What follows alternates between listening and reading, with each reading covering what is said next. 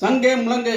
உலகத்தின் மிகப்பெரிய கால்பந்து விளையாட்டு வீரன், கால்பந்து மந்திரவாதி என்று அழைக்கப்படுபவர், சாதனை வீரன் என்று அழைக்கப்படுபவர் யார் என்று கேட்டால் அவர் தான் ரொனால்டோ. ரொனால்டோ அவர்களுக்கு இன்னைக்கு பிறந்த நாள். அவர் 1976 செப்டம்பர் 19 அன்று பிரேசிலின் தலைநகரான ரியோ டி ஜெனீரோவுக்கு பக்கத்தில் உள்ள இட்டாகா என்ற கிராமத்தில் பிறக்கிறார். இவர் 20 வயசாகிறப்பவே பார்சிலோனா கிளப்புகளில் விளையாட ஆரம்பித்தார். அப்போ 49 போட்டிகளில் 47 கோல் அடித்து காமிச்சார்.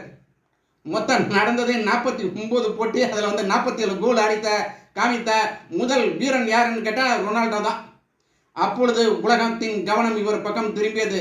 அன்னைக்கு திருமணம் தான். இன்னை வரைக்கும் அந்த கண் இந்த பக்கம் வரவே இல்லை. மாபெரும் விளையாட்டு வீரன். இவருக்கு கால் ரெண்டுமே அடிபட்டுருச்சு. அடிபட்டு அந்த காலுக்கு ட்ரீட்மெண்ட் எடுத்துக்கிட்டு 2002 நடைபெற்ற உலக கோப்பையில் விளையாடினார். 8 கோல் அடித்தார்.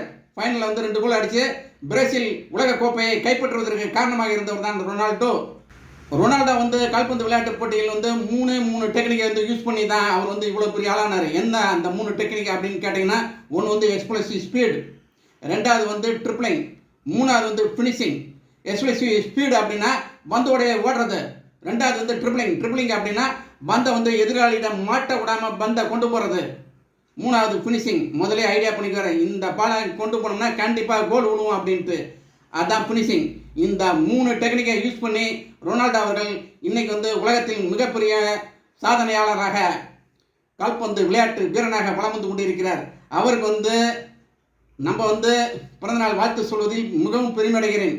தமிழக இளைஞர்களே, கால்பந்து போட்டியில் உங்களுக்கு ஆர்வம் இருந்தால் நீங்கள் ரொனால்டோ வாழ்க்கை வரலாறை படித்து பாருங்கள். நீங்களும் வருங்காலத்தில் ரொனால்டோவாக, கிறிஸ்டின் ரொனால்டோவாக, மெஸ்ஸியாக உங்களால் மாற முடியும். உன்னால் முடியும். நம்புங்க. சங்கே முழங்கு.